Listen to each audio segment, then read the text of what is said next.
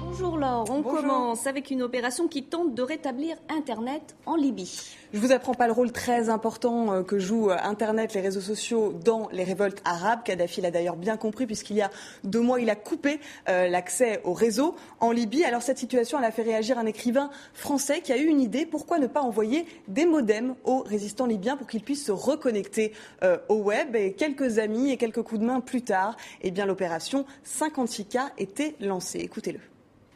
Internet est fondamental dans les révolutions tunisiennes, égyptiennes et même syriennes. La communication est fondamentale. En Syrie, ils en sont au point d'utiliser des ânes pour transporter des clés USB à travers la frontière. Les Libyens sont totalement isolés. Et au même titre que de recevoir des vivres, des médicaments, ils peuvent recevoir aussi de la communication.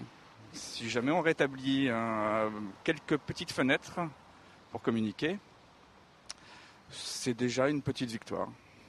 Alors si vous avez chez vous un modem comme celui-ci, un modem analogique 56K, vous pouvez l'envoyer à l'adresse qui va s'inscrire sur votre écran. C'est Ulule à Paris, dans le 20e, 24 rue de l'Est. Ce modem, il sera remis avec un mode d'emploi en arabe. Le fournisseur d'accès à Internet, ce sera French Data Network, FDN, un fournisseur d'accès français indépendant et associatif. Si vous n'avez pas de modem comme ça dans vos placards, dans vos tiroirs, vous pouvez faire un don. L'argent servira à acheminer les colis jusqu'en Libye. Et d'ailleurs, Tristan et ses amis ont déjà récupéré en quelques semaines 150 modems.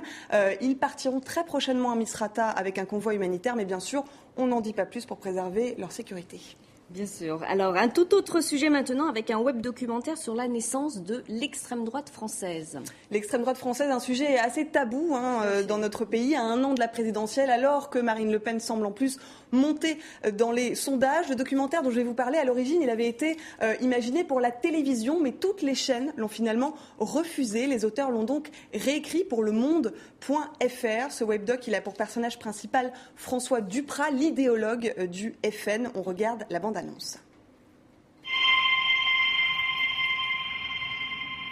Il était ce qu'on peut appeler aujourd'hui un national révolutionnaire. Un militant exemplaire, engagé jusqu'à la mort.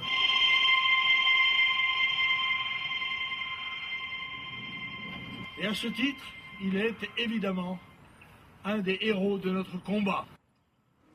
Alors l'interface du webdoc, elle épouse la personnalité double et trouble de François Duprat, puisque vous le voyez, on peut suivre en parallèle l'histoire officielle et l'histoire de l'ombre. En appui, il y a une frise chronologique, il y a plein de documents. Ce webdoc, il a été réalisé par un historien et par un journaliste. C'est donc extrêmement fouillé, extrêmement didactique, extrêmement clair. Et vraiment, ça aide à comprendre les origines et les idées de l'extrême droite française d'aujourd'hui pour mieux les combattre. Ça a l'air en tout cas tout à fait clair. Merci beaucoup Laure, on vous retrouve bien entendu la semaine prochaine. À la semaine prochaine.